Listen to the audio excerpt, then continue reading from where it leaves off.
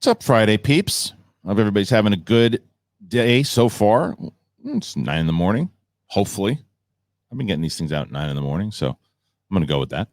I hope everybody did a good week. Did a good week? I think that's what people should say. Did you do a good week? I think that makes more sense. But I hope you did a good week. And I'm glad that you're joining us here today. And we have a lot of things going on. So if you haven't already done this, do me a favor and subscribe to this channel. We're going to try to get to 70,000 by the end of the year. If we do it, we're going to take this thing on the road. We're going to do a tour. We're going to do big thing shows on the road. We're going to do stand-up on the road, everything. So we need you guys to join. Apple Podcasts, Spotify, anywhere podcasts are found. Make sure you do that. Today is myself, Winston and Coy. And, well, Coy was at Comic-Con, and we'll hear about some of the stuff that he did there. But we also, all three of us have been talking about the Marvel Phase 5, Phase 6 announcements, because I think the three of us all had conversations about Phase 4 and what the hell is actually going on. I think we have a clearer idea of that now. So we'll be discussing that. But as you saw in the title of this video, it's two Avengers movies were announced in the same year. Now, we're obviously going to discuss whether or not we think they're going to both come out in the same year. But besides that, who the hell are the new Avengers? I think the obvious is Anthony Mackie. That's to me an obvious. But who past Anthony Mackie is going to be one of the Avengers? And I'm sure Coy has already thought about this 1,000 times over while he's sleeping. Who knows that guy sleeps? What a joke that is. He's not sleeping. Probably the reason he's not sleeping because he's trying to figure out who the new Avengers are. And Winston probably knows too, because Winston's smarter than both of us. So here we go. It's the big thing. It's our show. This is what we do. Suck it. No, I'm just kidding. Here we go.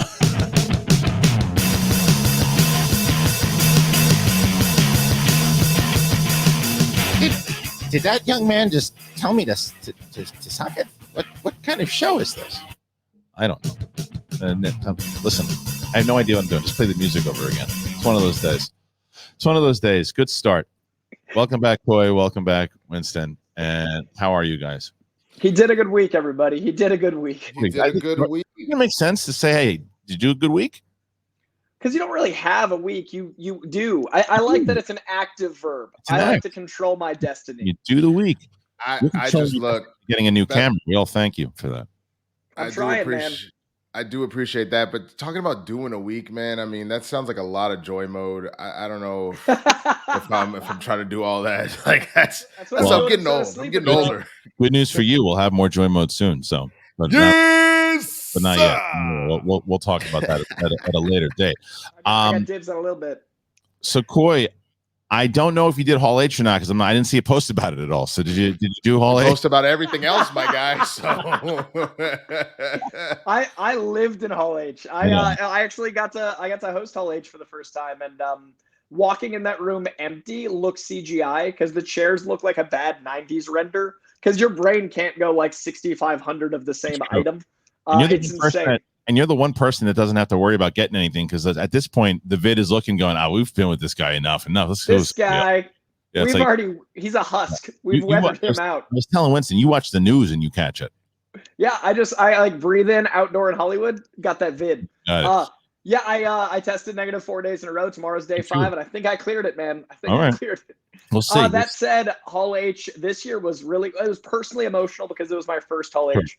And I got to look out at 6,500 people and go like, whoa, for lack of a better pun. Yeah. It was for anyone not aware, I did the Keanu Reeves's comic book, Berserker, which is a book I hold near and dear to my heart. But I'm the first ever host to host a comic book on that stage. There's never been a comic in Hall H. Oh wow! So I got to be the first person to talk about a comic book at Comic-Con's Hall H, which is an honor. But the Marvel panel in there, I gotta say, man, it was probably the most emotional hour I've ever experienced at a Comic-Con.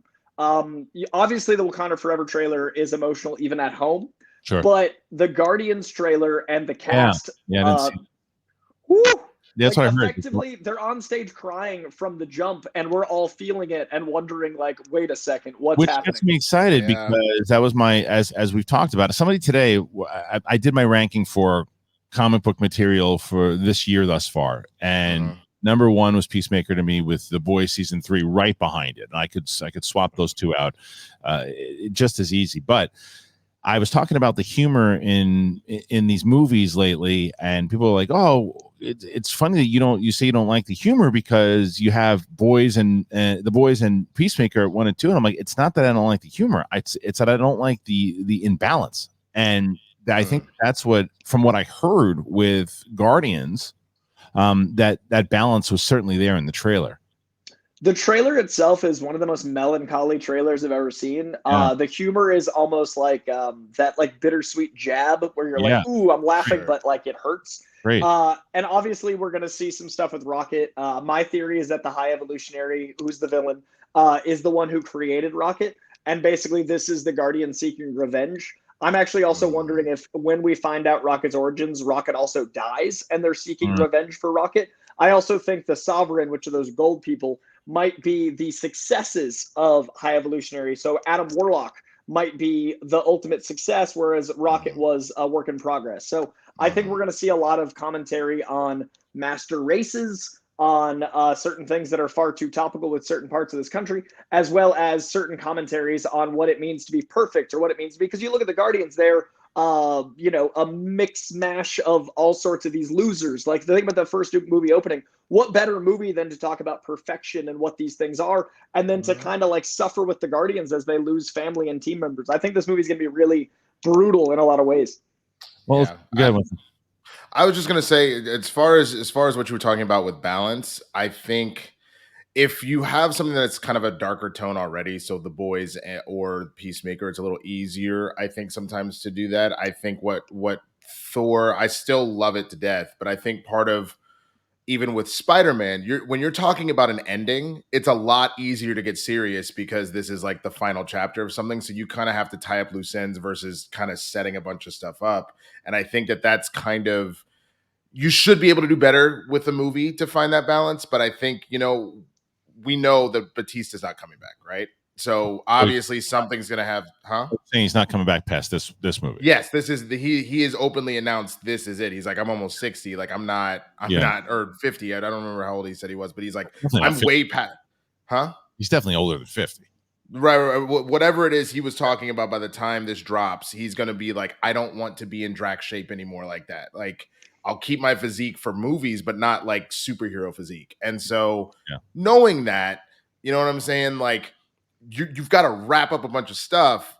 I think you're going to still get the humor you're used to from James Gunn, but you have got to get real. And I think it's going to really come out. And this has been since what? 2012, 14. Yeah. So we've had, 8 years, and we're getting the Christmas special in between. I think the Christmas special is going to be more humorous, and then the melancholy of 3. As it should be. And James Gunn, I think that's when you look at the Suicide Squad and the Peacemaker, both of those movies, well, the movie of the Suicide Squad and the Peacemaker TV show, those are some of my favorite things I've seen in the last year and a half or so, because I thought the balance of those worked really well overall.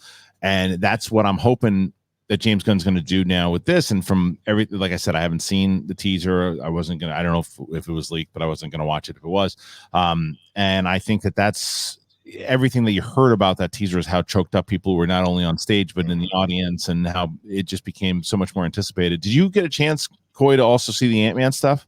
Yeah, I was in there for the Ant-Man stuff. It was the scope of its bananas, man. Like, I think they've kind of kept Ant-Man a little over here because he's Ant-Man. They got Scott Lang. He's fun. He's a, right. I wouldn't go as far to say sidekick, but in that direction. As far as when you look at this looks enormous. This has so much cosmic energy flavor. It has so much of that boundless scope that you think of more Guardians with. Because you're going inward. It's like inner space versus outer space. It looks like a lot of it's in the quantum realm. I got to say, like, seeing Kang for the first time gave me chills because we had, the He Who Remains we've met, and Jonathan Majors crushed it. But that's almost like a Mercutio Puck Shakespearean take. He is so steadfast as Kang, and he's so so I would describe it as He Who Remains is energy pulsating out. Kang had this energy pulling you in, and it just feels so different and dynamic and evil. And literally, he's got one line, and it's something about like Paul Rudd is saying like, "Don't mess with me, I'm an Avenger," and Kang just goes like, "Oh, an Avenger? Have I killed you yet?" and then it cuts. You're like, oh! It was all the badass you want from Kang. It was all the energy you want from an Avengers film. You get to see all of them kind of working as a team for the first time. I like that they're playing around with some of the mythology. Like Scott Lang is a bit more of a celebrity. He's known as an Avenger because Scott Lang would lean into that. Like he'd make it a thing. Absolutely. They even said him as Marvel. He's got his own podcast and everything too. Yeah, and he's got a book in the movie. Like he's reading a book to kids. It's a really cute trailer at the top to remind you of why you love Ant-Man, but by the end it gets to more Iron Man scope. So it's a beautiful trajectory. Because they're trying, as you said, they're mentioning Kang here to show you this is the new, because from all things that everyone's talking about, this guy's going to make Thanos look like a kid, you know? Yeah, and he's the Phase 5 villain, and it makes sense to kick off Phase 5 with his movie. Like Ant-Man Quantumania starts this whole phase. You think he's just going to be 5? You don't think he's going to carry through to 6? Oh, he is 6. He's definitely 6 because they called it Kang Dynasty. Dynasty, right? So I think. Go ahead. Oh, I was just gonna say I think it becomes Kang Doom duo. I personally think the big bad is big bads, and I think Kang and Doom are Kang is time and Doom is space. I think Doom becomes the mystical elements that is affecting us in our timeline. And Kang is messing up all timelines. And actually, I just did a video. If you guys want a 20-minute dissertation on this, Real Rejects, I'm dropping a video, I think tomorrow or the next day, where I literally break down movie by movie how I think each installment is going to be affected by Kang, Doom, or both, and how that leads to Battleworld and inevitably to Secret Wars. Well, it's so funny they released this. There's some report that it was so funny because I saw somebody actually respond to it. They said the Secret Wars is going to be based on the Secret Wars comic book that came out, and then someone said, "Wait a minute, Secret Wars is going to be based on Secret Wars." Spoilers. But I do. When I saw that cover, I forgot.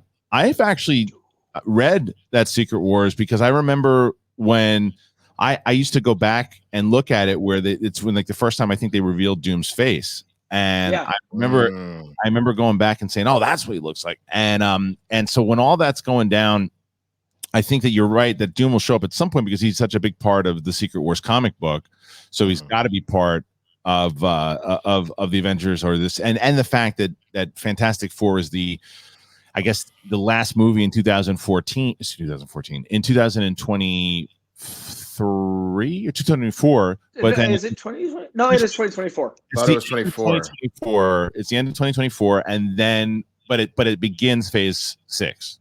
But it's the end of 2024. So, and I love that we have the villains kicking off the phases. Like that's not a coincidence. Kang kicks off Phase 5. Doom kicks off Phase 6. That said, I think we meet Doom this November. In what? In which? Wakanda Forever. In Wakanda Forever. You think Interesting. So? Look at that trailer, right? You got Namor as a. It's about territory, right? It's about like space. I think the Atlanteans are going to be trying to invade Wakandan space, and like there might be a territory rift.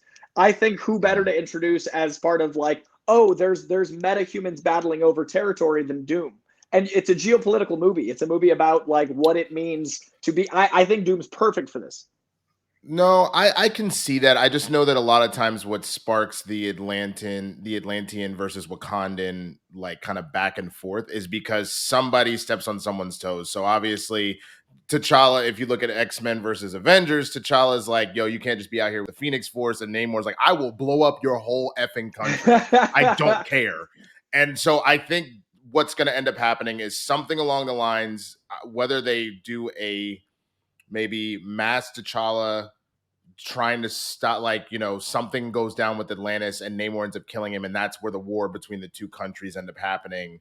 I don't know. I know we only saw the mural to Chadwick in the trailer, but I have a feeling that we're going to potentially see him die on screen. We just may not see Chadwick's face. Oh, no, they're not going to do that, dude. They're not gonna do that. I don't know. I don't know. There's something about it that I mean, I could be wrong here. I honestly, but I have a feeling we're gonna get a small something. Maybe just explain how it happened or something. I don't know. It's just that's a tough one. That's a tough one. I mean, the whole movie, that trailer is just tough. I mean, brutal. It's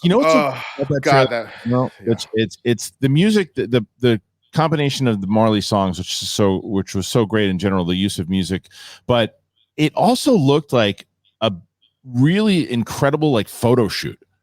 The visuals are insane. It was gorgeous. Like you could take stuff, but not, and that is the farthest thing from an insult. It is a major compliment. Where I'm talking about, where when you look at it was telling these images in the story, and you got everything what was going down. But even the water birth and the way that it was shot, and it's like this dude's playing at another level. Ryan Coogler, he really is, and I think that every movie he does, he gets better and better. And I think with him, it's the reason why. You look at these movies, whether it's Fruitvale Station and the obvious emotions that go into that film and what he's able to do, what he's able to bring out, and the reason why he popped so much is because of what that story meant to him and what he was able to bring out of it, right? And then you look at Creed, and at first glance, when you say, "Oh, Creed is a movie," when you don't know who Ryan Coogler is, and you hear like, "Oh, they're doing another Rocky movie," everybody kind of did the same thing, like. Another Rocky movie with now Creed's son. Okay. And then you see it. And the reason why it again works is not only from the strong performances from Michael B. Jordan and Stallone, obviously, but and the writing of it is great. And Coogler helped write it, but it's because of what it meant to him and his dad and growing up watching those movies. And again, he brought that to it. Black Panther, again, obvious reasons for the same reason we've heard like Winston talk about what Black Panther meant to him watching in the theater. And when I tell the story, like when I saw it with RB3 and watching RB3 watch this movie in very different eyes than obviously me watching it, but understanding, and I love the movie, I think it's great, but I don't watch it the same way and have the same kind of emotion that Ryan Coogler does or that Winston does, and that is very important, obviously. And we talked about that in our ranking, how everyone's life experience and perception is going to be, and that's what it was really interesting being in that room, like in Hall H, like there was pockets. It was all emotion, like the whole room, 6,500 people. Sure, but there were pockets of concentrated emotion emanating back and forth across the stage, and the stage itself. I don't know if you guys saw any pictures or video, but like that group hug, that moment of connection, that felt so, for lack of a better cliche, but it felt like family. And like, that's such a beautiful thing to see people come together over art like that. And I think it's because of what Black Panther means specifically to people. Yeah, no, for sure. I mean, I was at a friend's, and I think that's kind of the weird twist about watching that trailer. I was at a friend's goodbye party. He's leaving the state permanently, and so we're there, and we're like, I'm at the beer pong table. I'm just like shit, and someone's like, "Oh, the Black Panther trailer just dropped." I said, "Oh shit, okay, hold on." So it's like in the middle of my turn, and I'm like, "Just give me 2 minutes," and I'm like streaming tears. And then and I hit a shot, and I'm like, "Drink, bitch!" Like I just like it was just what that imagery, the passion, even and I think the biggest thing that rings true for that trailer was Angela Bassett. I think we forget how incredible, because she was good in Black Panther. Don't get me wrong; like she obviously was emanating as a queen. But to see that raw emotion of her talking about her country, talking about her son, like it was just, and her husband, and her husband too. Exactly. I cannot wait for this, and I won't lie, I have been so scared. Well, yeah, I know that was the thing that I was talking about yesterday, because we were talking about the Lord of the Rings show on Big Thing with myself, Roxy, and Brett. And I don't know what you guys feel about it, but I think the last 2 trailers that Lord of the Rings has shown has been significantly better than the first couple of things that they showed. And I said, I used Black Panther as an example. I said, well, Black Panther, everybody was having that conversation. Winston, I can't remember how many times you and I talked about, like, they're still coming out with this movie. It's coming out in November. We haven't seen anything in this movie at all. And then they did this, and you're like, oh, okay, well, shut up, us, because they obviously have something. That's what Lord of the Rings should have done. They succumbed to Black Panther did not succumb to the pressure. Lord of the Rings did, and they put out those 2 subpar CW like trailers, and everyone's going, oh my god, like you're never going to win over the Tolkien fans, for the majority of the Tolkien fans, with that show. So it's more so about people who are just watching it, kind of casual viewers. But it didn't have me for the first 2. It had me in the last 2 because they had more time to work on it, and I clearly think that's what happened with Black Panther. No, I also think that absolutely. Sorry.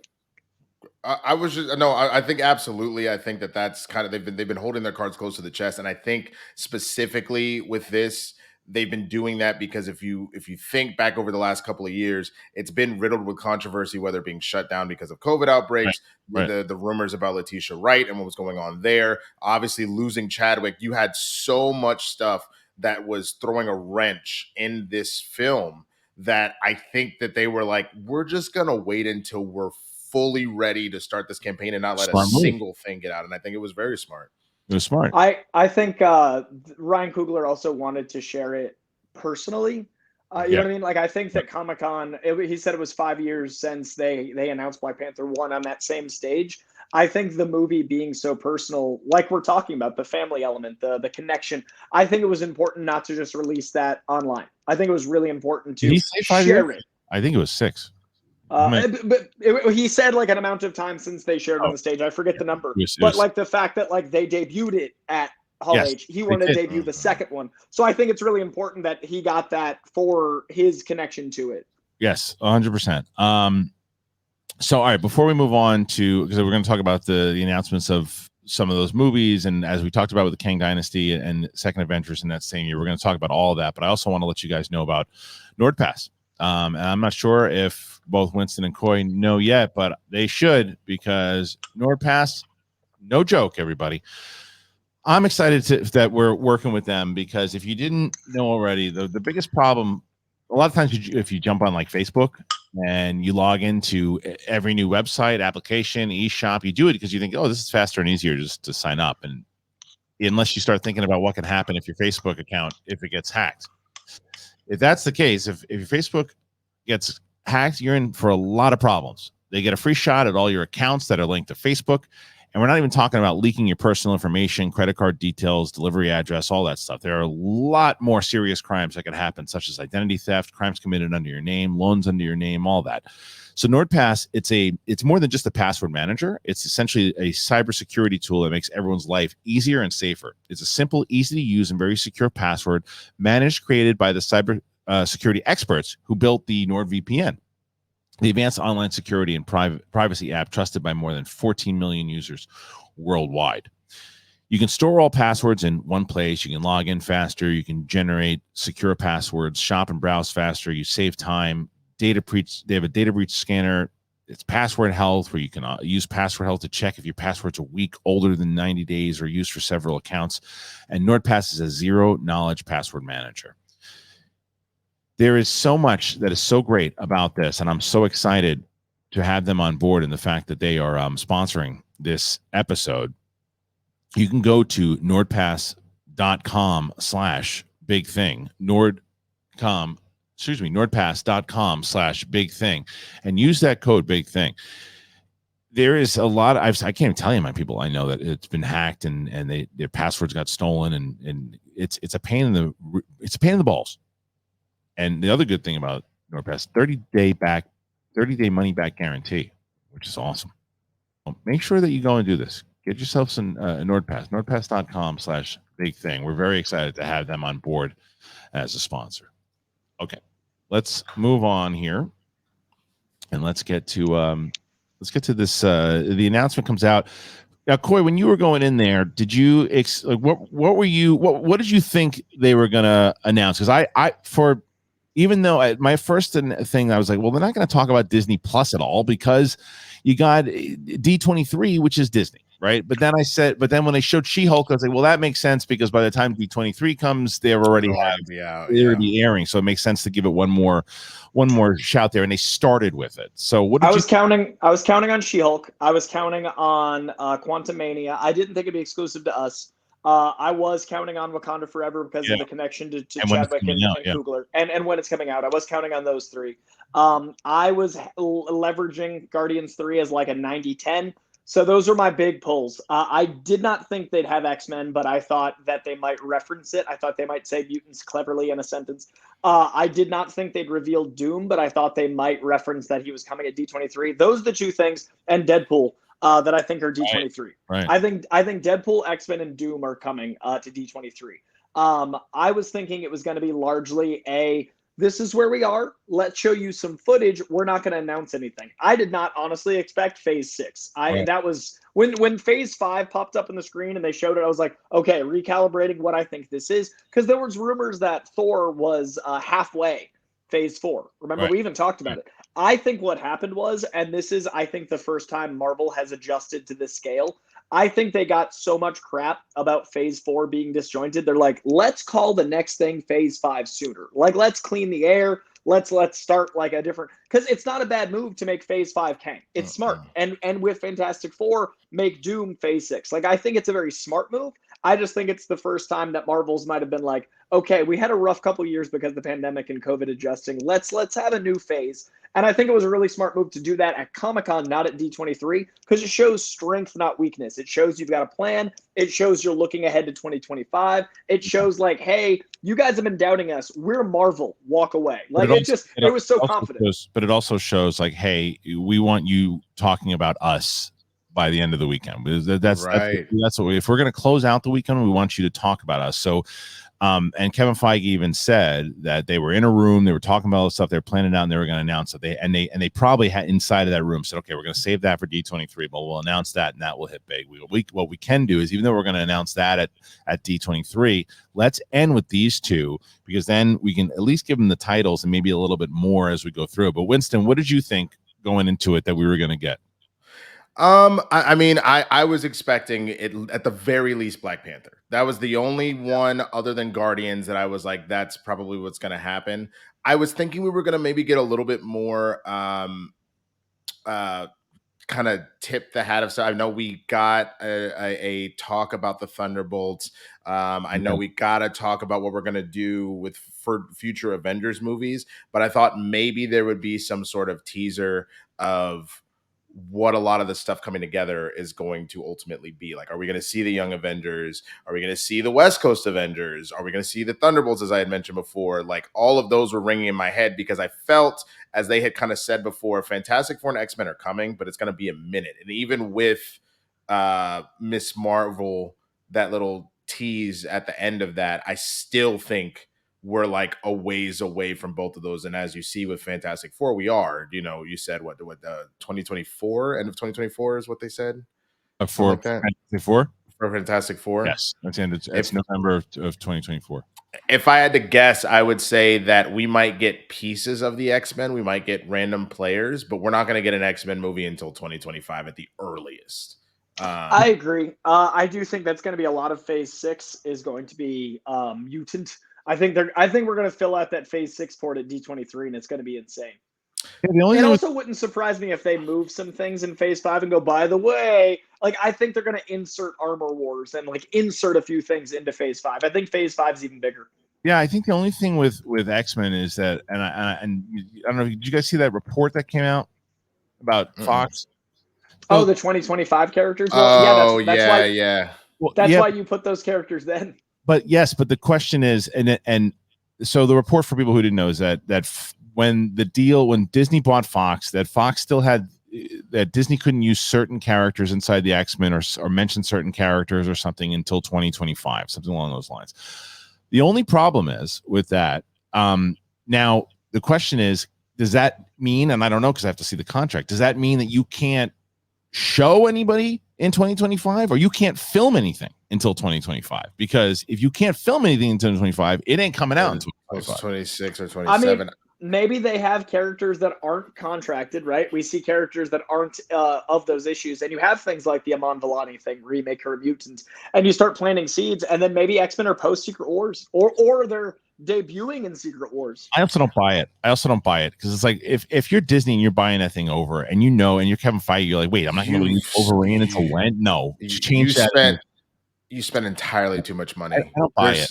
Yeah, I don't either. And also just from the standpoint that, like, again, the X-Men take such a vital role in Secret Wars. To wait to introduce them there, it seems like a very dangerous gamble. And the fact that you actually showed Professor X, even if it's just a cameo in Multiverse of Madness, is another tip where I'm like, I don't know if that's true. That's true. The old one, though. That's the one that's allowed, right? If that's the 2025, like, he is the X-Men. You know what I mean? So that's maybe why they did it.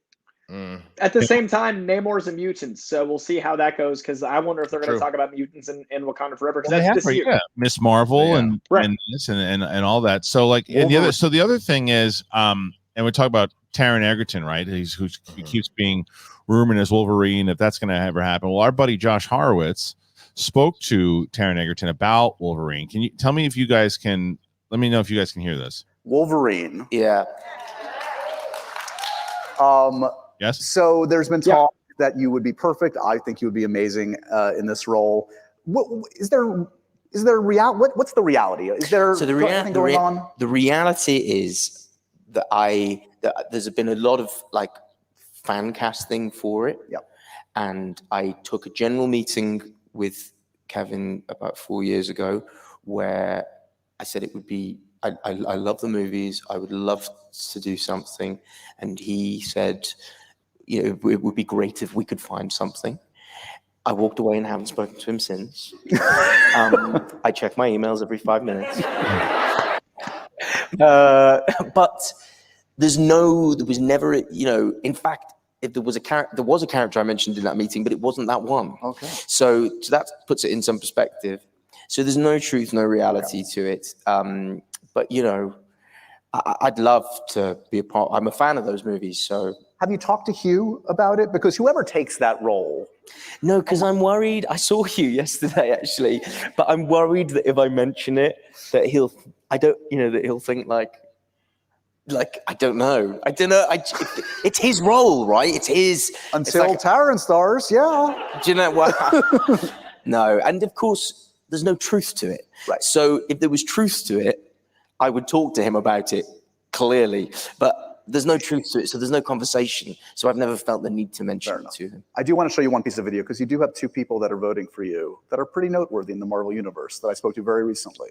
Can we roll this clip? This is the Joe and Anthony Russo, the directors of Avengers. Really? Endgame and Infinity War. Wow.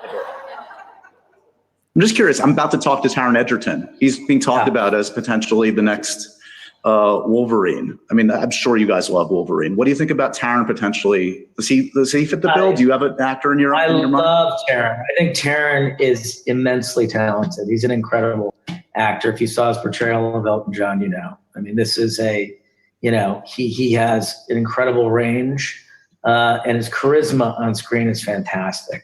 Somebody asked us a couple of weeks ago in prep for, during early press for Gray Man, if you could pick Chris Evans for one part, what would it be? And we joked and said Wolverine because we knew it would be controversial.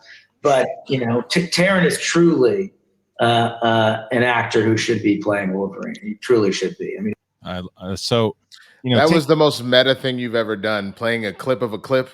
It was a turducken of Wolverine clips. But I thought there was just so much juice in there. And by the way, you guys just check out Josh Horowitz's YouTube channel. And he's just he just started his YouTube channel about a month ago, 2 months ago. And his podcast is obviously very popular, Happy, Sad, Confused. And he started his YouTube channel. He gets all these interviews, and he's starting to put these little clips on. So make sure you go over to his channel and go check it out. But he's got Taron talking about Solo and other things too. So go over there and tell him. He's also an angel. Josh is a good dude. He's the best. But anyway, so I thought there was a lot in there, and I think that a lot of people could say, well, he's doing the Andrew Garfield or the Liam Neeson of I'm not in this thing. But now I think that he might have had more conversations than maybe he's leading on to, but I do think there's something about the way he's talking about like Hugh Jackman and no truth to I don't know. I think that Kevin Feige listens to this type of stuff. I do think Taron Egerton will wind up showing up as Wolverine. I think a few years back when he was Eddie the Eagle, there was some talk that Hugh Jackman endorsed him. Oh, right. So I feel like there's some misleads here. The fact that he's like, I won't talk to Hugh about it, and Hugh's been like, Taron Egerton. That gives me a little Garfield werewolf vibes. I got some werewolf senses. He's a good actor too, and he's a good actor. Yeah. Good actor. Also, that's what's great about these press interviews. It's like, who's going to be better at misleading us than someone that does it professionally? Taron's one of our best. Like, he's one of the best of this generation. I think he has fun. He has fun doing it because he's excited. Because obviously, look at the roles that he said he was going out for. There was a couple. There was because he talked about on the clip that Josh put up today about. It was Solo, and then there was another character. He took himself out of the running for Solo, which is interesting. I didn't know that. He said he took himself out of the running for some other role. I can't remember what it was, but that's also on the clip. But he seems to be really in the hunt for these things, so he's going to nail one because it's just process of elimination. It always happens. Like Henry Cavill, by the way, was up for Superman during the Brendan Routh days. And also, I'm sure this isn't too inside baseball because it was a few years ago, but I know he knows those guys. Taron is at the cons and things like it doesn't feel as removed as that story implied. Right. So when someone asks you, we'll start with the kind of topic of what we led with, or in the title anyway. So they announced the Avengers movies, both movies. The first question I want to ask is, by putting 2 Avengers movies, it reminds me of the Matrix, when they put the Matrix out in summer and then winter, and they're doing the same with the Avengers now. First of all, do you think that the 2 Avengers movies is actually going to happen in 2025? And the second question is, who the hell are the new Avengers? That's a great question. I think, provided we don't run into some super hangups, so knock on wood, that we don't end up in another situation like we did in 2020 or anything like that. That all full steam ahead, we will probably still end up with those, and they will break that up the way that they feel like they need to. But we've seen them make adjustments. As far as who I think will end up on the team, we've gotten a lot of teases about kind of what's coming in that regard. I know a lot of that is more about Secret Wars and kind of setting the stage, if that's going to really be where we end up. But I genuinely think that She-Hulk, because there's a lot of talk from Hulk about, like, you're, in the trailer, you're a hero now. Like, somebody has to do it in that regard. I think you will end up with Black Knight and Hercules. I think you're going to get a lot more of these kind of mythical Avengers kind of coming through. And then I also think you may, what I'm curious where they introduce it. I'm surprised that they wouldn't maybe announce a West Coast Avengers specifically, but I think we're going to end up seeing some West Coast Avengers, which means you're going to see, Agent 19, who I guess now is the broker. But it's very possible that you could get her to come back in that regard. You've got War Machine still out there. You've already talked about the Fantastic Four, and Thing is a part of that. You already have Moon Knight. I think you've already set that up where you can do a West Coast Avengers there too. So those are kind of the key players that I'm looking at. But we've really set the stage here. Again, we've talked about Young Avengers. You've got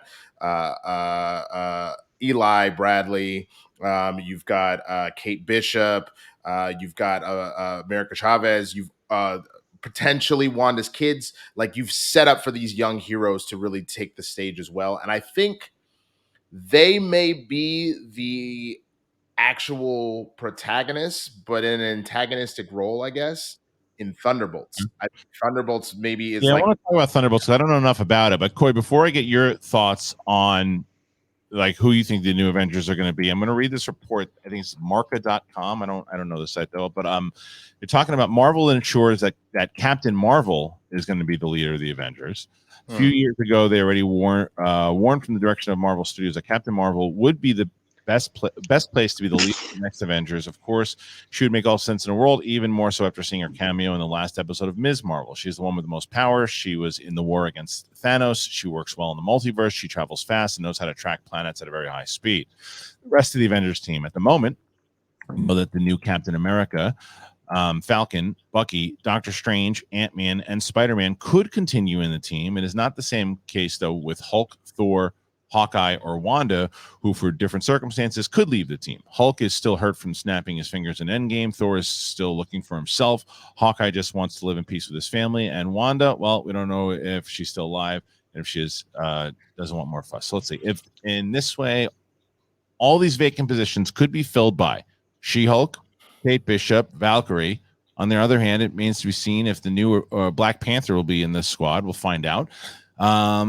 Let's see. It seems that Ms. Marvel would also be in these new Avengers, waiting to see what happens with the franchise bets as the Fantastic Four, Gamora, Kang. So a lot there. So what do you think, Coy? Where do you stand on who the new Avengers? Yeah. Before you answer, do you have a date on when this person put this out? This came out 2 days ago. The only reason why I ask is because it makes me then wonder. I know it's, this is a minute detail, but it makes me wonder if this person is paying attention, just because in even the She-Hulk trailer that we just saw, Hulk is already healed. He's teaching her how to do this, to do like his like thunderclap, all that kind of stuff. So already I'm like, is this person watching? But okay. But Coy, please go. I believe Young Avengers are going to be the antagonists of Thunderbolts. I totally agree with Winston. I also think it's not a coincidence that ends Phase 5. We've been talking a lot about what kicks off the phases. That's the last thing in Phase 5.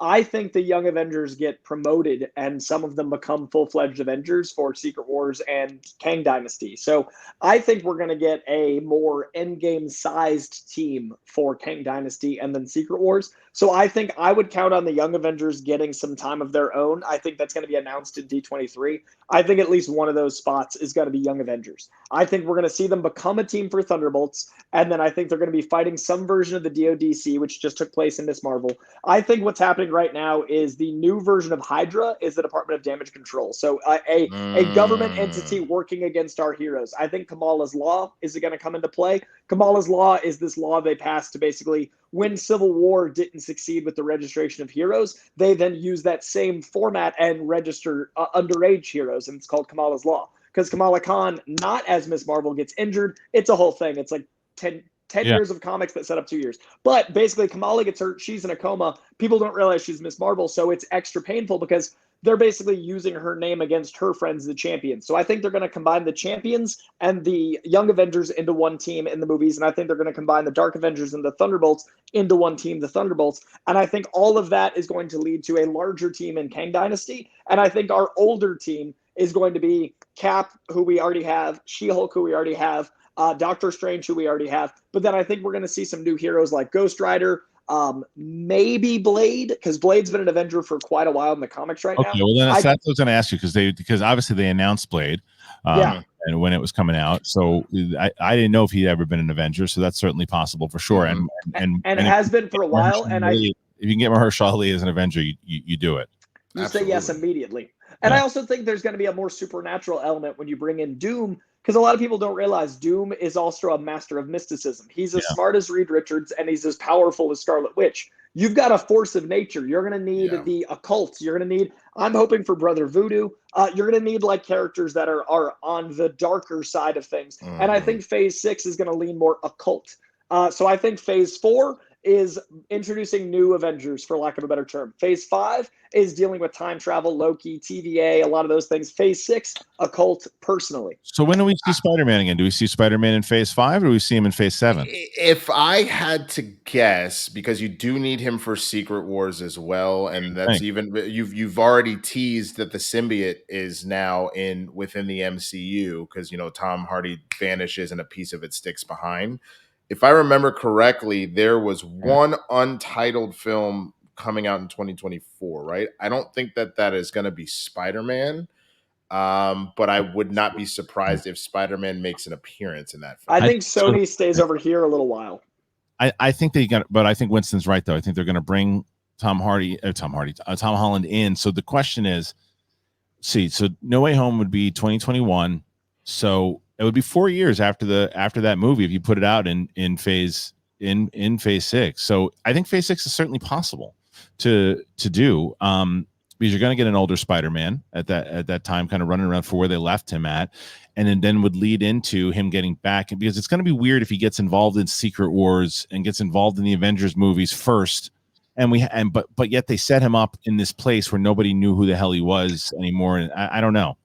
I think he's going to be solo for a bit, and I think they should have him solo for a bit. We need Spider-Man to be Spider-Man for a while. But it's 2025. Do you think he comes back in 2025? Well, I think that's we what get at least. Sorry. Go. I think we get at least one, maybe two solo movies if Tom wants to, and then he comes back and no one knows who he is, and that'd be fun because Traditionally, Spider-Man is a masked character that he doesn't share his identity. It took a while for him to reveal himself even to the Avengers. So I say you have Spider-Man be not Peter Parker in Secret Wars. Obviously he's Peter Parker to us, but the Avengers don't know who he is, and that ties into Kamala's Law, that ties into Young Avengers, that ties into the registration. What if Spider-Man isn't a registered hero and he's young, and that kind of works for that? I wonder if they're going to do that. But before, Winston, hold that thought though too, because I also want to tell people about private internet access. I mentioned them last week, and we have them again. We're excited to have private internet access. If you guys didn't know about them, we're going to tell you about them. And they are an incredible VPN provider. And today's episode is sponsored by Private Internet Access. It's the most transparent VPN provider on the market. And this is just the software that you need to protect your digital life. You might not be aware of this, but even if you browse in incognito mode, you're not safe online. You think you are. Your internet service provider is still storing your browsing history, and then it can just sell it to advertisers. That's why you have things pop up all the time. You're like, oh, How do they know I like that? Because they have your info. Private internet access encrypts your internet connection, and it hides your IP address, and it protects you. And all you have to do is connect to one of their 1,000 servers located in over 80 countries, and even a server in each U.S. state, so you can avoid sporting event blackouts, for example. So you can go to unrestricted access, geo-block content on streaming platforms. It's awesome. Private internet access has a strict no logs policy, and it's 100% open source. It's also available for operating systems, and one subscription can protect up to 10 devices at the same time. This is the best deal, though. Listen to this. If you want to start securing your digital life, I have a special deal for everybody. You get an 82% discount on private internet access, and that basically makes it $2.11 a month. And you get 3 extra months added to your subscription for free. And since private internet access comes with a 30-day money-back guarantee and 24/7 customer support, it's all risk-free for you. So all you have to do is go to privateinternetaccess.com/thebigthing and get private internet access today. Privateinternetaccess.com, the big thing. The link's in the description.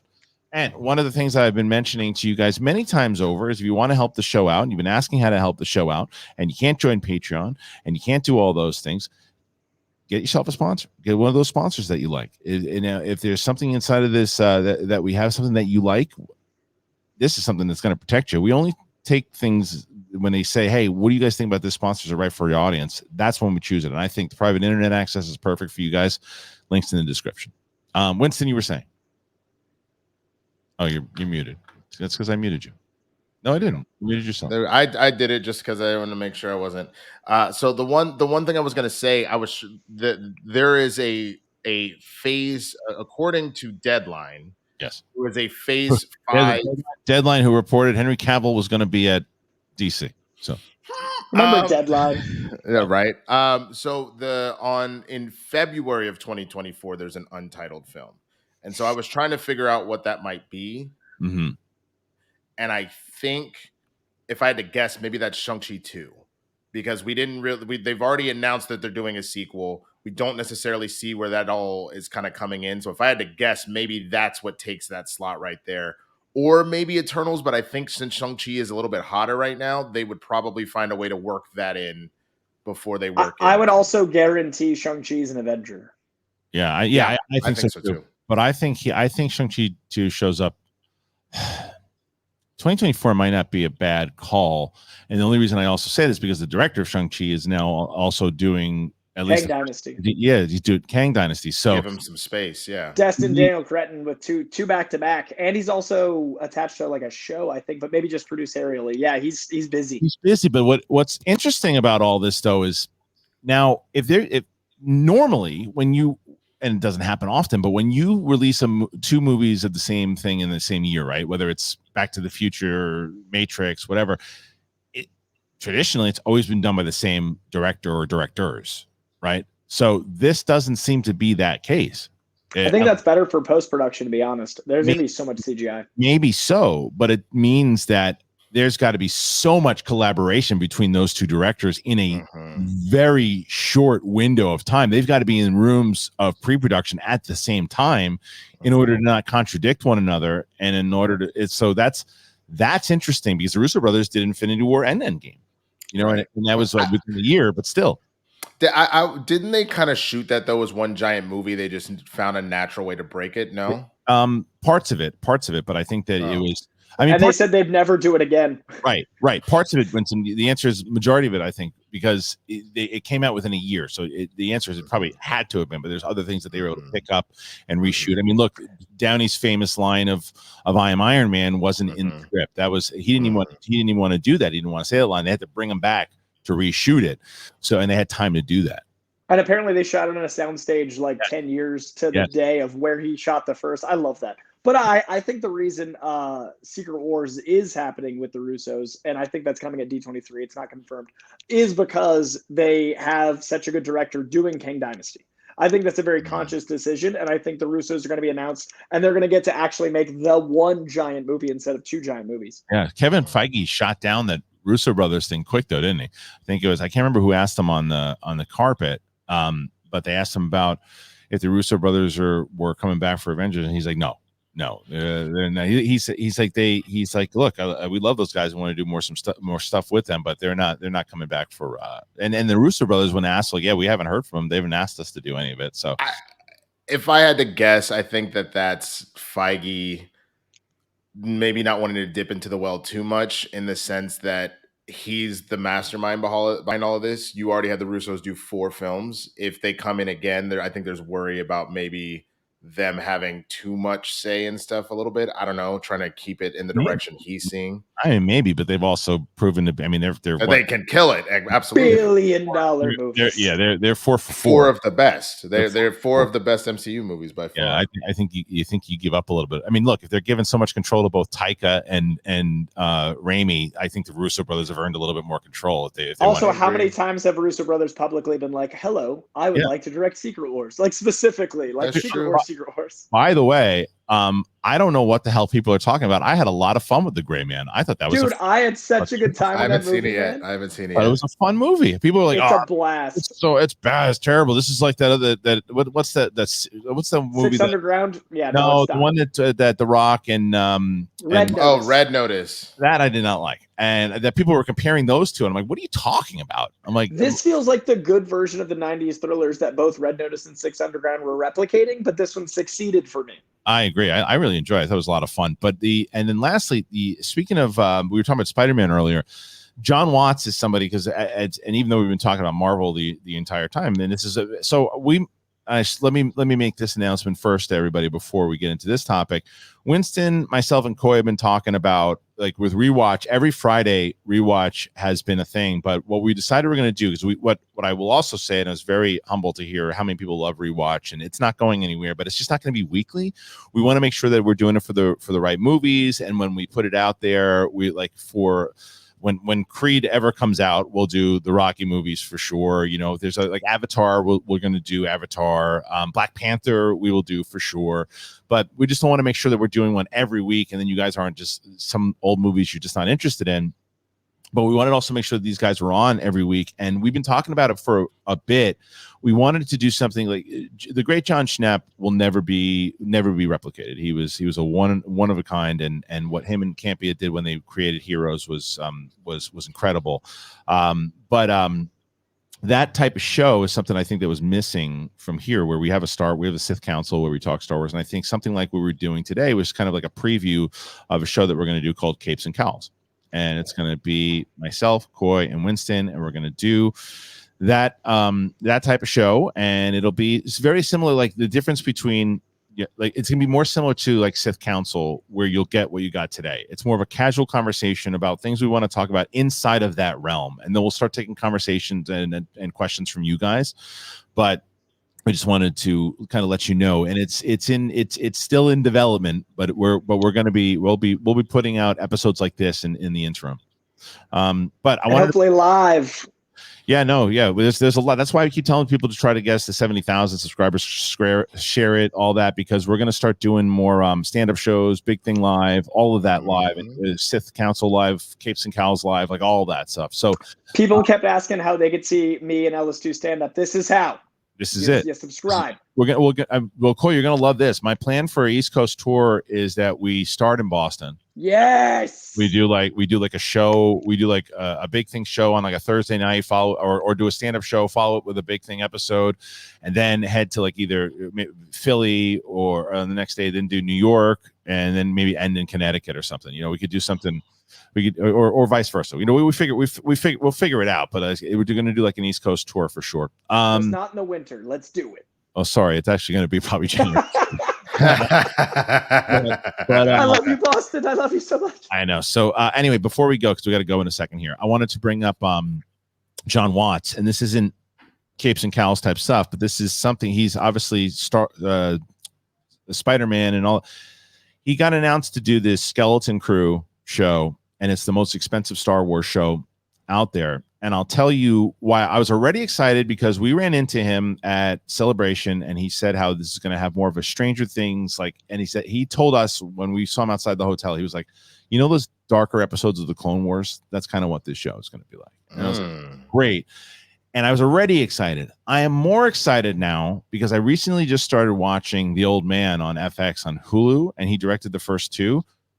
If you're not watching on this show, you're a moron. No. If you're not watching the show, you're sleeping on a great show. This show is one of the it's Coy. Have you guys seen this show yet?